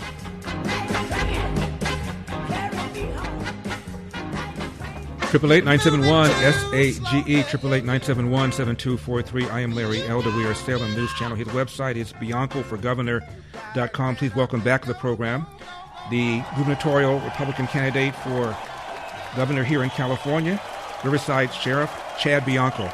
Sheriff, as always, thank you very much for taking the time. Absolutely. Thanks, Larry. I appreciate it.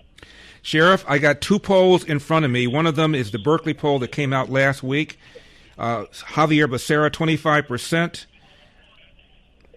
Tom Steyer, 19%. Steve Hilton, 21%. They've got you at 11%. That's Berkeley. And Emerson came out on Saturday.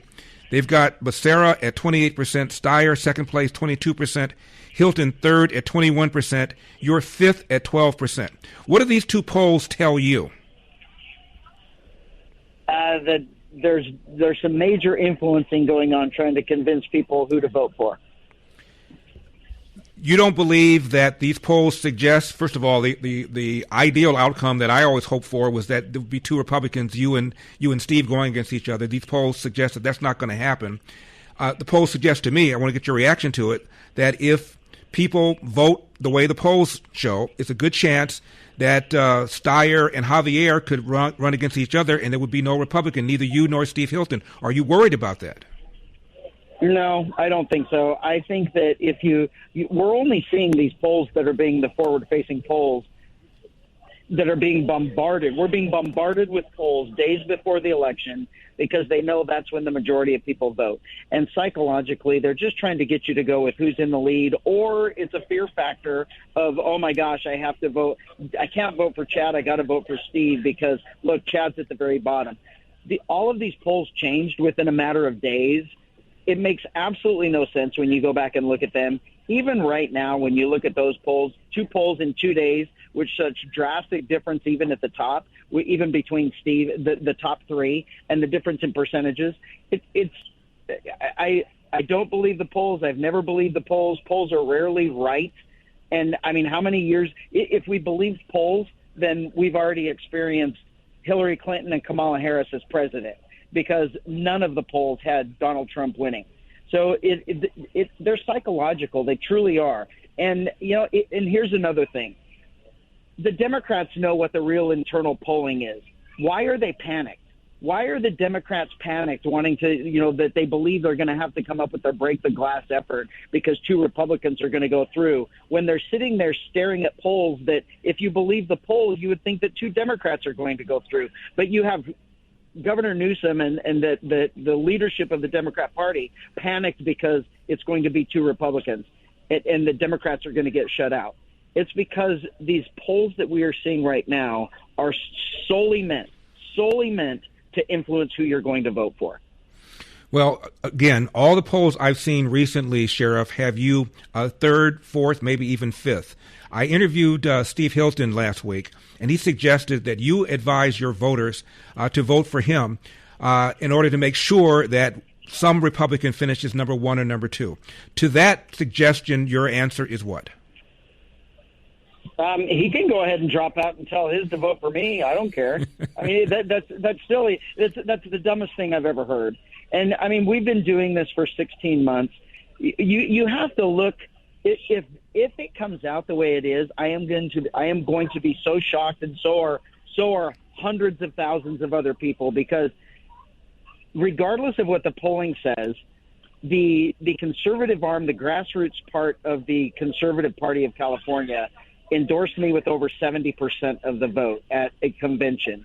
And then the GOP convention, I had the majority of all of the support, and we just couldn't get to the super majority to get an endorsement.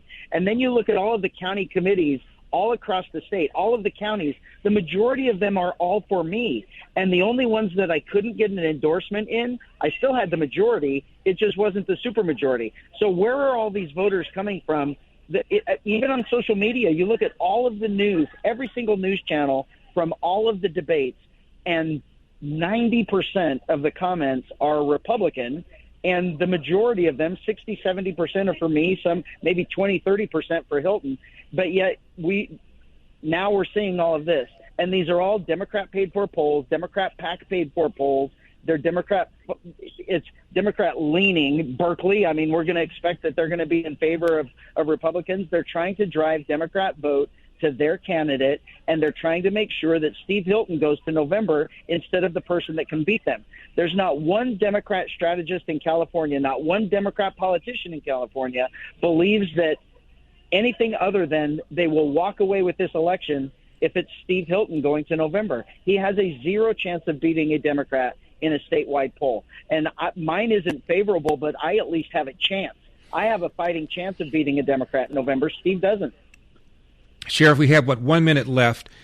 Isn't it the case, however, that you and Steve pretty much agree on virtually every major issue? I would say yes. I mean, it really is. I think I went just a little bit more bold with the tax statement with no income tax, and Steve went for $100,000. But other than that, we're fighting a broken regime, a broken policy of Democrat progressive agenda that's destroying California. So we truly are saying most of the same thing. Well, so therefore, as far as I'm concerned, Sheriff, we should make sure that one of you guys finishes number one or number two. And if I believe the polls, it seems to me that you might consider suggesting to your voters to make sure that one of you guys is number one or number two. And it looks like, anyway, right now, the poll suggests that guy ought to be Steve. I know you see it differently, Sheriff. Sheriff, thank you very much for taking the time. I appreciate it. You betcha. Thank you, Larry. You got it. 888-971-SAGE, 888-971-7243. Suck it to me, mama. Come on, baby. 888-971-SAGE, 888-971-7243. I am Larry Elder, Salem News Channel, coming to you from the Relief Factor studio. Don't forget your Relief Factor, 800-4RELIEF, 800-4RELIEF, ReliefFactor.com. That's ReliefFactor.com. I get why the sheriff is not going to tell his supporters to vote for Steve Hilton. You know, when you run for office and you weather the abuse that you're going to be getting from your rivals, from the media, and you put yourself out there, that's a hell of a commitment. And then to drop out and throw your support behind somebody else, it's a huge, huge ask. I remember when I was running for governor, one of my rivals suggested that I drop out. I said, you drop out. And that's the sheriff's attitude. I get it. And who knows whether these polls are right. And he's not wrong when he says that the polls show that Hillary was going to beat Donald Trump. They almost all did. There were a couple of exceptions. I think on the day of the election, New York Times had Hillary's odds of beating Donald Trump at over 85%. And you know what happened. So the polls could be wrong. My point, however, is that these two gentlemen have virtually no differences. The sheriff is right. He proposed to eliminate the state income tax. I don't know that I've heard Steve Hilton say that, but aside from that, they pretty much have the same views on everything else. And in the event that the election turns out the way some of these polls suggest, which is that possibility that Becerra and Tom Steyer could go against each other, and the other numbers are about consistent with these polls, and sheriff gets 10, 12%, it would suggest that had he, in fact, asked his supporters to endorse Hilton, Hilton would have been at least one of the top finishers. And he also makes a good point. Why should I have my followers support Hilton?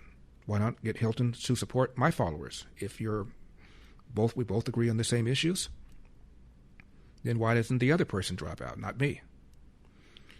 Well, we'll see what happens. I hope that we have at least one Republican finishing in the top two. I want to say something about the redistricting that's been going on, and Trump has been accused of starting this war because of the pressure he put on Texas. This is an article, LA Times, just this morning. Headline, Congress control may hinge on state, meaning state of California. And there's this little nugget in the article. It's about the redistricting that's going on. It quotes a New York law professor who was involved in California's redistricting efforts in 2010. He said the state, quote, has long played hardball politics on redistricting, including when the then Representative Phil Burton, a powerful San Francisco Democrat, bragged more than 40 years ago that complex congressional boundaries he crafted for Democrats were his, quote, contribution to modern art, close quote. Let me say this again. It includes a quote from a powerful San Francisco Democrat who bragged more than 40 years ago about these crazy boundaries he was drafting for Democrats and called them his, quote, contribution to modern art, close quote. What's the point, Larry? The point is that both sides have been doing this for a very long period of time. And I've told you about the committee that Eric Holder, Obama's AG, set up in 2017 to go around the country and advise various states on how they can use race to create majority-minority districts. Something Supreme Court says that the Voting Rights Act was never designed to do.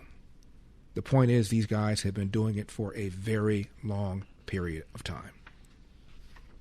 But now Trump is accused of being a tyrant and a dictator for suggesting to Republicans in Texas, get in the game. These guys have been doing it for a very long period of time. And Time magazine suggests that when the dust has settled, there'll be maybe 10 more districts that will likely go to Republicans because of all the redistricting that's been going on around the country. CNN, rather. Headline, Republicans are poised to finish this year's redistricting war 10 seats ahead of Democrats. All because Trump has suggested that Texas get involved. California retaliated. Other states have gotten involved. When the dust settles, it looks like Republicans are poised to finish with 10 seats ahead of Democrats. That does not, of course, guarantee that the Republicans will retain control of the House, considering how unpopular President Trump is, how unpopular the war is, how concerned people are about gas prices and all of that. But if it hadn't been for Trump, there'd be no shot. This at least gives the Republicans a shot because of these new seats that they've now gained. The Secretary of War commented on Trump's deal negotiation with Iran. We'll talk about that in just a few minutes. The president should be applauded for standing up to Iran and preventing Iran from getting a nuclear bomb. The rest of the civilized world should be. Instead, the man is being hounded, criticized, attacked, And even some Democrats are claiming that we are losing the war. Are you kidding? When it comes to supplements, there are two things that matter most. Does it work? And can you trust it? Both are absolutely essential. Relief Factor offers what's called a quick start option. They actually lose money on the first offer, but they do it so people can try it for themselves and experience just how much it can improve their lives. I've been taking it for years. I can tell you it works. More than 1 million people have tried Relief Factor. About 2/3 go on to order more. The creator of Relief Factor returned home from Vietnam as a combat vet wounded several times. He decided to become a doctor to help people, to heal them. He created Relief Factor originally to help his patients with pain and do it drug-free. When he saw how well it worked, he decided to make it available to everyone. Try the 3-way quick start today. ReliefFactor.com, ReliefFactor.com, 800-4-RELIEF, 800-4-RELIEF.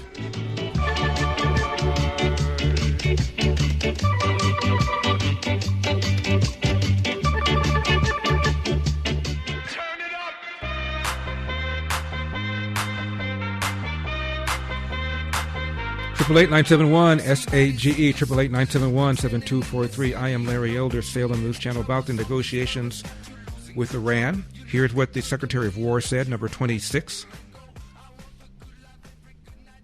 Like I said, any deal that the president is willing to make, he's only going to make it if he believes it's a great deal for our country and the security of the world. And only one president was willing to lay it out on the line and ensure after 47 years that Iran is not capable of having a nuclear weapon. And so you saw it in how he's been talking about it publicly. Those goalposts haven't shifted at all, which is the expectation of the American people and what we've stated to Iran. So in the middle of negotiations, the closer they come to that reality, both now and into the future, the closer we're going to get to that kind of a deal. And I also, having been in the room with him, I know he means it when he looks in the camera in the cabinet room and said they can either do this now through a deal, and we think we're in a good place to make that deal, or they can deal with the War Department. And we are prepared. We're postured even stronger today than we were on day one to address it that way if we have to, but he'd prefer not to. So Iran knows very, very clearly what our expectations are, and that's on the negotiating team to deliver. They're coming in our direction. The talks have been productive. I think they know where it needs to go, and I'm quite confident with our president who makes nothing but great deals, that ultimately it'll be something he's proud to defend, that ensures that Iran, which everyone knows should not have a nuclear weapon, never does. About the Maine Democrat Senate candidate with a tattoo on his chest, Nazi tattoo on his chest, claims that Senator Collins, the incumbent, voted to, quote, send him to Iraq, close quote. Turns out he put something on Reddit, which he has since erased. Quote, I wanted to have an adventure and kill some people. Here is what Susan Collins said about this, number 15. Senator Collins, Mr. Plattner says that you sent him to war, but in fact, he enlisted twice. Correct. What is your comment on that? Well, first of all, he not only enlisted twice after the war was started, but he also went to work for a security company, a controversial one named Blackwater, after his term in the service was over. So I respect anyone who steps forward to serve their country. But the fact is, that was Plattner's decision to serve. He was not drafted. Thank you. Thanks, guys. He said, quote, working class guy living a working class life, close quote. Turns out he was wealthy, sent not to one but two different private schools. His parents bought his house. I wanted to have an adventure and kill some people, something that he later on erased. And then there's the sexting scandal. So this guy's candidacy is in free fall. I'm Larry Elder. What can I say? Mamba out. The mic has been dropped. All across America. That's enough. Put down the mic. The Larry Elder Show.